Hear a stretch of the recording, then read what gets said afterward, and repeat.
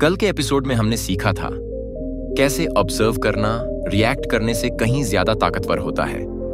लेकिन आज हम उस सोच की गहराई में उतरने वाले हैं। आज का पार्ट सिर्फ समझने के लिए नहीं बल्कि महसूस करने के लिए है। तो चलिए शुरू करते हैं। डोंट रिएक्ट जस्ट ऑब्जर्व का अंतिम और सबसे गहरा हिस्सा, जहां से शुरू होती है माइंड कंट्रोल की असली यात्रा।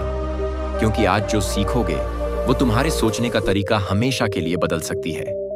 हेलो दोस्तों, स्वागत है आपका द फास्टली चैनल पर, जहां हम किताबों की अनमोल सीख को आसान भाषा में आपके तक पहुंचाते हैं। यहां हर बुक समरी बनेगी आपकी लाइफ का नया मोटिवेशन, और हर वीडियो आपको ले जाएगा सफलता के एक कदम और करीब। तो चलिए शुरू करते हैं आज की इस नॉलेज की तेज यात्रा। कभी कभी जिंदगी तुम्हें ऐसे मोड़ पर खड़ा कर देती है जहां तुमने ना तो कुछ गलत किया होता है, ना किसी का दिल दुखाया होता है, फिर भी सब कुछ तुम्हारे खिलाफ नजर आता है। ऐसे वक्त पर रिएक्ट करना बहुत आसान होता है। चिल्लाना, शिकायत करना, दूसरों को दोष देना, यही तो इंसान करता है ना? लेकिन जो ऑब्जर्व करता है वो इन सब से ऊपर उठ जाता है। एक दिन अर्जुन नाम का एक युवक था। कॉलेज से निकलने के बाद उसने बड़ी उम्मीदों के साथ एक कंपनी में काम शुरू किया। पहले कुछ महीनों तक सब कुछ शानदार चला। फिर एक दिन उसके बॉस ने एक प्रोजेक्ट में उसकी छोटी सी गलती पकड़ ली। वो गलती बहुत बड़ी नहीं थी, लेकिन ऑफिस में सबके सामने अर्जुन को डांट पड़ी। अर्जुन का चेहरा जल उठा, उसके अंदर गुस्सा उबल रहा था। मैं इतना मेहनत करता हूं फिर भी ये बेइज्जती, उसके मन ने कहा। अभी जाकर बोल दे, आपसे बेहतर मैं काम करता हूं। लेकिन अर्जुन ने खुद को रोका। उसने सोचा, अगर मैं अभी बोल दूं तो ये गुस्सा मेरी सच्चाई से ज्यादा तेज बोलेगा। वो चुप रहा। कुछ दिनों तक उसने कुछ नहीं कहा, बस ऑब्जर्व करता रहा। उसने देखा कि बाकी टीम के लोग कैसे काम करते हैं, कहां गलती करते हैं और कैसे संभालते हैं। धीरे धीरे अर्जुन ने अपने काम में वो महारत हासिल कर ली जो दूसरे कई सालों में नहीं कर पाए थे। 3 महीने बाद उसी बॉस ने उसी अर्जुन को बुलाकर कहा, तुम अब इस प्रोजेक्ट के टीम लीडर बनोगे। और उस दिन अर्जुन ने समझा, कभी कभी चुप रहना कमजोरी नहीं, एक रणनीति होती है। कभी कभी सबसे बड़ा जवाब होता है कोई जवाब ना देना। अब सोचो, अगर उस दिन अर्जुन रिएक्ट करता तो शायद नौकरी जाती या झगड़ा बढ़ जाता। लेकिन उसने ऑब्जर्व किया और वही उसकी ग्रोथ बन गई। यहां एक लेसन छिपा है। जब तुम ऑब्जर्व करते हो तो तुम्हारे अंदर क्लैरिटी आती है। तुम्हारा दिमाग ठंडा होता है, और ठंडे दिमाग से लिया गया एक निर्णय कभी गर्म दिमाग से लिए गए 100 निर्णयों से बेहतर होता है। एक पुरानी कहावत है, जब तुम गुस्से में हो तब मत बोलो, जब तुम खुश हो तब मत वादा करो, और जब तुम उदास हो तब कोई बड़ा निर्णय मत लो। क्योंकि इन तीनों हालात में तुम्हारे डिसीजंस तुम्हारे नहीं होते, वो तुम्हारी इमोशंस के होते हैं। अब एक सवाल सोचो, कितनी बार तुमने किसी बात पर रिएक्ट करके बाद में पछताया है? कितनी बार गुस्से में कुछ बोल दिया और फिर दिल में बोझ लेकर घूमते रहे? ज्यादातर बार हमें उस वक्त लगता है मैं सही हूं, लेकिन वक्त बीतने के बाद महसूस होता है काश मैं थोड़ा ऑब्जर्व कर लेता, रिएक्ट ना करता। The power of observation. जब तुम ऑब्जर्व करते हो तो तुम सिर्फ दूसरों को नहीं, खुद को भी समझने लगते। ऑब्जर्वेशन तुम्हें 2 ताकतें देता है, समझने की ताकत, संभलने की ताकत। तुम दूसरों के शब्दों के पीछे की इंटेंशन पढ़ने लगते हो। कौन सच में तुम्हारे साथ है, कौन दिखावे में, ये सब बिना बोले समझने लगते हो। और यही अंतर बनाता है साधारण इंसान और सफल इंसान में। साधारण इंसान हर बात पर रिएक्ट करता है, लेकिन सफल इंसान हर बात से सीखता है। एक साधु से किसी ने पूछा, गुरुदेव आप हमेशा शांत कैसे रहते हैं, क्या आपको गुस्सा नहीं आता? साधु मुस्कुराए और बोले, गुस्सा आता है, पर मैं उसे देखने बैठ जाता हूं। जब मैं उसे देखता हूं तो वो मेरा नहीं रह जाता। यानी जब तुम अपने भावों को देखना शुरू करते हो तो वे तुम्हारे ऊपर हावी नहीं हो पाते। अब इस कहानी को अपने जीवन में लागू करो। जब भी कोई तुम्हें उकसाए, जब कोई तुम्हारे खिलाफ बोले या तुम्हारी मेहनत को नकार दे, तो एक पल ठहरो, सांस लो और खुद से कहो, मैं ऑब्जर्व कर रहा हूं। देखो, तुम्हारा दिमाग तुरंत ठंडा पड़ जाएगा और जब दिमाग ठंडा होता है तो आत्मा जागती है। रिएक्शन तुम्हें छोटा बनाता है, ऑब्जर्वेशन तुम्हें ऊंचा उठाता है। जो ऑब्जर्व करता है वो दूसरों की नहीं अपनी दुनिया बनाता है। हर इंसल्ट में एक हिडन लेसन होता है, उसे देखो, महसूस करो और आगे बढ़ो। साइलेंस कई बार सबसे तेज जवाब होता है। इसलिए दोस्तों, जब अगली बार जिंदगी तुम्हारे सामने कोई चुनौती फेंके तो खुद से ये एक वाक्य जरूर कहना, मैं रिएक्ट नहीं करूंगा, मैं ऑब्जर्व करूंगा। क्योंकि जब तुम ऑब्जर्व करते हो तब तुम दुनिया को नहीं, दुनिया तुम्हें बदलने लगती है। चैप्टर 2, जब दिल संभलना सीखता है। एक पुरानी कहानी है। एक राजा था, बुद्धिमान लेकिन बहुत भावुक। जब कोई उसकी तारीफ करता वो खुशियों से झूम उठता, जब कोई आलोचना करता तो गुस्से से भर जाता। एक दिन उसके मंत्री ने कहा, महाराज, जब तक आपकी खुशी और दुख दूसरों के शब्दों पर निर्भर करेंगे, आप सच्चे राजा नहीं बन सकते। राजा ने पूछा, तो क्या मैं भावनाहीन बन जाऊं?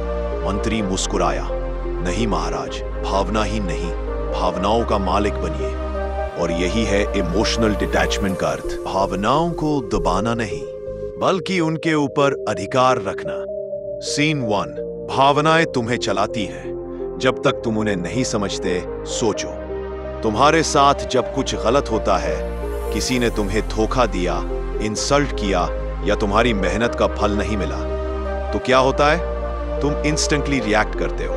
गुस्सा आता है, दुख होता है, मन में नफरत उठती है। लेकिन यहां एक रहस्य है, तुम्हें गुस्सा उस व्यक्ति पर नहीं आता, बल्कि उस अपेक्षा के टूटने पर आता है जो तुमने खुद बनाई थी। यानी भावनाएं दूसरों से नहीं, तुम्हारे अपने एक्सपेक्टेशंस से पैदा होती है। और जब तुम ये समझ जाते हो तो तुम उन पर नियंत्रण पाना शुरू कर देते हो। Scene 2, mirror of awareness. एक बार एक शिष्य अपने गुरु के पास आया और बोला, गुरुदेव, मुझे बहुत गुस्सा आता है, मैं क्या करूं? गुरु बोले, हर बार जब गुस्सा आए तो खुद को एक आईने में देखना। शिष्य ने पूछा, इससे क्या होगा? गुरु बोले, तुम्हें अपनी ही आंखों में वो आग दिखाई देगी जो तुम्हारी शांति को जला रही है। धीरे धीरे शिष्य ने हर बार गुस्से में खुद को देखना शुरू किया और एक दिन उसने महसूस किया, मैं अपने गुस्से को देख सकता हूं, तो इसका मतलब ये मैं नहीं हूं। यही क्षण था जब अवेयरनेस जागी, और अवेयरनेस वो चाबी है जो हर भावनात्मक कैद को खोल देती है। सीन 3, डिटैचमेंट का अर्थ क्या है? डिटैचमेंट का मतलब ये नहीं कि तुम्हें परवाह नहीं। डिटैचमेंट का मतलब है तुम्हें फर्क पड़ता है, लेकिन तुम उस फर्क से टूटते नहीं। जैसे एक कमल का फूल पानी में रहकर भी गीला नहीं होता, वैसे ही डिटैचमेंट सिखाता है कि दुनिया में रहो, पर दुनिया तुम्हारे अंदर मत आने दो। सीन 4, अवेयरनेस कैसे बढ़ाएं? अवेयरनेस कोई बुक नॉलेज नहीं है, ये एक प्रैक्टिस है। हर दिन कुछ मिनट अपने विचारों को देखो। क्या सोच रहे हो? क्यों सोच रहे हो? कौन सी बातें तुम्हें ट्रिगर करती हैं और कौन सी चीजें तुम्हें एम्पावर करती हैं? पहले दिन तुम खो जाओगे, दूसरे दिन बोर्ड महसूस करोगे, तीसरे दिन क्लैरिटी आने लगेगी, और एक दिन तुम्हें पता चलेगा, मेरे विचार मैं नहीं हूं, मैं तो बस उनका दर्शक हूं। यही पल है जब तुम इमोशनली फ्री बनते हो। Scene 5, the silent power of awareness. कहते हैं अवेयरनेस का मतलब है हर स्थिति में खुद को देख पाना। जैसे ही तुम अवेयर होते हो, तुम्हारे भीतर एक शांत ताकत उभरती है। तुम्हें इंसल्ट हो जाए, कोई धोखा दे दे, फिर भी तुम्हारा मन नहीं डगमगाता, क्योंकि अब तुम समझ चुके हो, हर इंसान अपने स्तर की समझ से काम करता है। जो तुम्हें चोट पहुंचा रहा है वो खुद अपने जख्मों का कैदी है। तुम्हारी शांति अब दूसरों की हरकतों पर निर्भर नहीं करती, वो तुम्हारी अपनी संपत्ति बन जाती है। Scene 6, a story of letting go. एक दिन एक साधु नदी पार कर रहे थे। नदी के किनारे एक औरत खड़ी थी जो पार नहीं कर पा रही थी। साधु ने उसे अपनी पीठ पर बैठाकर पार करा दिया। कुछ घंटे बाद उनका दूसरा साथी बोला, तुमने उस औरत को क्यों उठाया? हम तो ब्रह्मचारी हैं। साधु ने मुस्कुराकर कहा, मैंने तो उसे नदी के उस पार छोड़ दिया था, पर तुम अभी तक उसे अपने मन में उठाए घूम रहे हो। यही अंतर है, एक ने डिटैच कर दिया, दूसरा अटैच रह गया। Lesson, a Emotional freedom is mental clarity. जब तुम किसी से, किसी बात से या किसी परिणाम से डिटैच करते हो तो तुम हार नहीं मानते। तुम खुद को उस बोझ से मुक्त करते हो जो तुम्हारे सोचने की क्षमता को कम करता है। क्योंकि जो व्यक्ति हर बात को दिल पर ले लेता है वो कभी दिमाग से सही निर्णय नहीं ले सकता, और जो व्यक्ति दिमाग से सोचता है लेकिन दिल से समझता है वही सच्चा सफल इंसान होता है। Scene 7, awareness versus overthinking. कई लोग कहते हैं मैं बहुत सोचता हूं, क्या वो अवेयरनेस है? नहीं, ओवरथिंकिंग वो है जब तुम अपने विचारों में खो जाते हो। अवेयरनेस वो है जब तुम अपने विचारों को देखते हो। ओवरथिंकिंग तुम्हें थकाती है, अवेयरनेस तुम्हें हल्का करती है। ओवरथिंकिंग सवाल पूछती है क्यों, अवेयरनेस कहती है ऐसा है। ओवरथिंकिंग कंट्रोल चाहती है, अवेयरनेस एक्सेप्टेंस लाती है। Scene 8, the real strength. एक सच्चा मजबूत इंसान वो नहीं जो दूसरों को जीतता है, बल्कि वो है जो अपनी भावनाओं को जीतता है। जब कोई तुम्हें भड़काता है और तुम मुस्कुरा देते हो तो वो मुस्कान कमजोरी नहीं, वो एक जीत है, क्योंकि तुमने उस पल अपनी रिएक्शन एनर्जी बचा ली और उसे अपनी ग्रोथ में लगा दिया। Scene 9, awareness in real life. जब तुम किसी मीटिंग में इंसल्ट हो जाओ, किसी रिश्ते में धोखा खा लो या किसी काम में असफल हो जाओ, तब खुद से कहो मैं देख रहा हूं कि मेरा मन दुखी है, लेकिन मैं मन नहीं हूं। बस ये एक वाक्य तुम्हारे अंदर की आग को पानी में बदल देगा, क्योंकि अवेयरनेस एक पॉज देती है और वही पॉज तुम्हारे अगले कदम को सही दिशा देता है। Scene 10, freedom within. आखिर में अवेयरनेस हमें ये एहसास कराती है कि हम अपनी भावनाओं के गुलाम नहीं हैं, हम उनके मालिक हैं। और इमोशनल डिटैचमेंट का असली मतलब है मैं सब कुछ महसूस कर सकता हूं लेकिन कुछ भी मुझे तोड़ नहीं सकता।